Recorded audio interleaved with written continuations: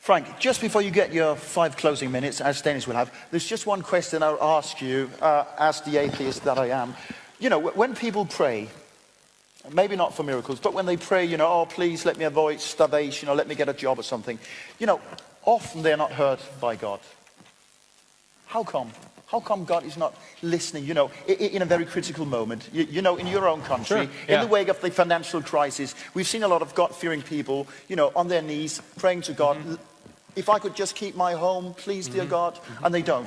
So my basic, and I don't mean to tease you, it's really out of curiosity, how come God does not answer their prayer? Well, I would imagine if God answered every prayer that I ever asked for, I wouldn't be here right now. I'd be flying planes somewhere because I wanted to be a pilot. God, let me pass that flight test. And my eyes weren't good enough. My son's a pilot right now. But I wouldn't be right here if I wanted to marry somebody else at one point. Thank God that didn't work out.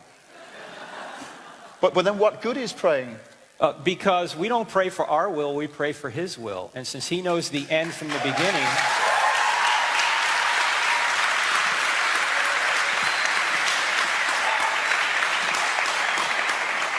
I think you're among friends here. No, but it is a serious question.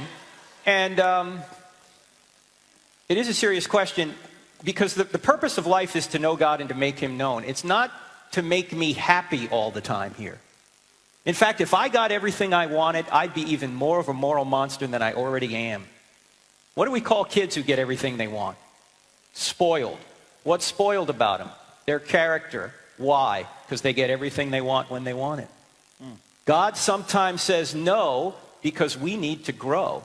And sometimes the only time you do grow is when you go through difficulty. As C.S. Lewis said, sometimes you only look up when you're on your back. He said, pain is God's megaphone to arouse a morally deaf world. And we're deaf sometimes. We don't want to hear. In fact, if you don't mind, I'd like to ask, how many people in here have come to Christ because of pain?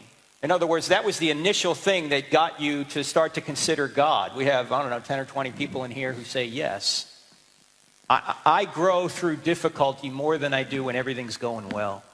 And God knows that. In fact, the Bible even says that. When it says in several places that when you go through difficulty, it's going to build character. And in Hebrews, it says that endure God's discipline because He's treating you as sons. God is a father. He's not a grandfather.